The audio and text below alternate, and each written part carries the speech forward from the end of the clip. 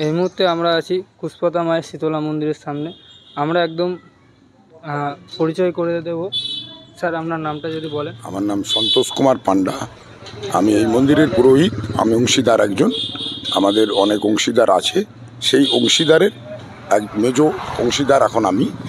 আমার বড় ভাই যিনি অংশীদার ছিলেন তিনি মারা গেছেন। তাদের দুই ভাইপো এখনও পুজোতে যুক্ত আছেন, আর আমার সেজ ভাই যুক্ত আছেন। তাহলে আমি এই মন্দিরের একটু পূর্ব হিস্ট্রি বলে নিই। এই মা সতীশ পণ্ডিত, কুশপাতায় সতীশ পণ্ডিতের বাড়ি যে ছিল, বর্তমান যেটা নিবারণ পণ্ডা এবং সন্তোষ পাণ্ডাদের বাড়ি বলে পরিচিত, ওই বাড়ির সামনে একটি পুকুর আছে।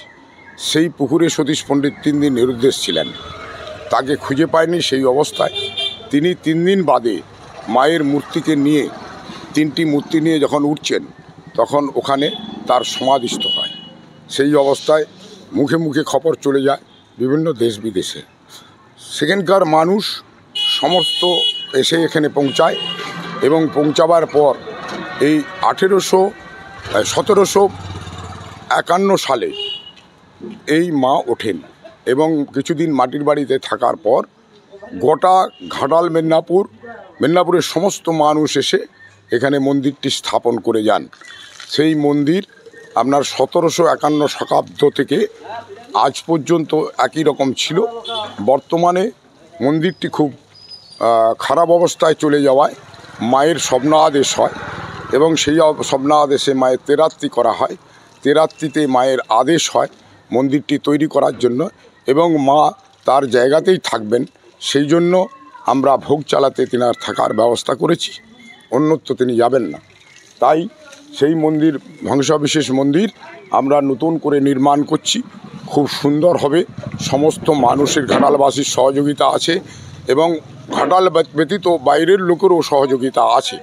তাই এই মন্দিরে কার্য কোনো অসুবিধা হবে না। আমার মনে হয় খুব সুন্দর রূপদান হবে। মন্দিরটি মনে হয় ঘাটালের একটি ঐতিহ্য হয়ে দাঁড়াবে। এই কুশপাতার এই মায়ের ঐতিহ্য বহুদূর পর্যন্ত রয়েছে। এখানে সন্ধ্যা দেওয়া হয়, বিভিন্ন অনুষ্ঠান হয়, মানুষ আসে। অতএব এই মন্দিরের যে ঐতিহ্য আরও আশা করছি পূর্বে বাড়বে। সেই হিসাবে আমি মানুষকে বলছি, আপনারা এখন এটা প্রজন্ম চলল। সতীশ পণ্ডিত মারা যাওয়ার পর তিনার বিবাহিত কেউ ছিলেন না, বংশের কেউ না থাকার জন্যে শীতল পাণ্ডা আর আপনার হচ্ছে উমেশ পাণ্ডা, তারা ছিল 2 ভাই। তাদের কাছ থেকে তারা পাওয়ার পর নিবারণ পণ্ডা তাদের ছেলে নিবারণ পণ্ডা এই বংশবিরাট পরিচালনা করেন। নিবারণ পণ্ডারা 2 ভাই, জানকী এবং নিবারণ। সেই নিবারণ পাণ্ডা মারা যাওয়ার পর মনোরঞ্জন পাণ্ডা কিছুদিন চালায়। মনোরঞ্জন পাণ্ডা পরলোক গমন করার পরে সন্তোষ পাণ্ডা, সুনীল পাণ্ডা এবং বিনয় পাণ্ডা, বাদল পাণ্ডা আমাদের বংশেরই সবাই মন্দিরটি দেখভাল করছেন এবং পুজো অর্চনা চলছে। এইভাবে এই মন্দির যাতে বংশক্রমে চলে এবং আমার খুব চিন্তা ভাবনাও আছে যে এটিকে একটি ট্রাস্টি বোর্ডের মধ্যে নিয়ে যে আরও বৃহৎ মানুষের সেবা করা যায়, তার জন্যে চিন্তা ভাবনা রেখেছি। তার জন্য এখানে একটি আন্ডারগ্রাউন্ড করা হচ্ছে, যেখানে প্রতিনিয়ত ভোগ হবে এবং সেই ভোগ প্রসাদ যাত্রীরা সবাই বসে এখানে পাবেন। সেই চিন্তা ভাবনাও আমাদের আছে।